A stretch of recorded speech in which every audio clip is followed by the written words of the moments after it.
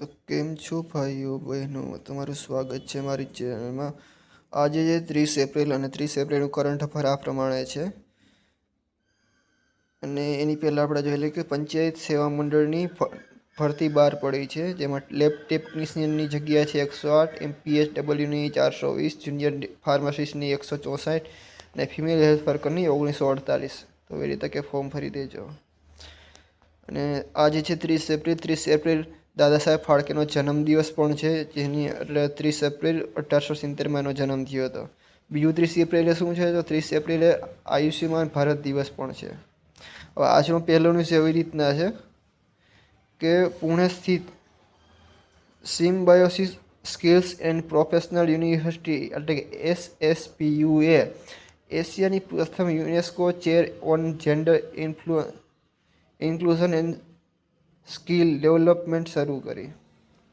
બીજો ન્યૂઝ એવો છે કે મિઝોરમ અને મણિપુરના યહૂદી જે મૂળ ધરાવતા લોકો છે એને ઇઝરાયેલમાં સ્થાયી થવા માટે ઇઝરાયેલે ઓપરેશન વિંગ્સ ઓફ ડ્રોન ચલાવ્યું છે। ત્રીજી ન્યૂઝ એવી છે કે ચીનની પીપલ્સ લિબરેશન આર્મીએ તેની નવી atlas drone Swarm system launch કરી છે। ચોથી ન્યૂઝ એવી છે સિક્કિમનો 50મો સ્થાપના દિવસ ઉજવાણો। પાંચમી ન્યૂઝ એવી છે કે વિશ્વ તાપીર દિવસ 27 એપ્રિલ। તાપીર એક પશુ છે જે દક્ષિણ અમેરિકા, મધ્ય અમેરિકા અને દક્ષિણ પૂર્વ એશિયાના જંગલમાં જોવા મળે છે। છઠ્ઠી ન્યૂઝ એવી છે કે ફિનલેન્ડે યુરોપનો પ્રથમ સંપૂર્ણ સંકલિત લિથિયમ પ્રોજેક્ટ શરૂ કર્યો।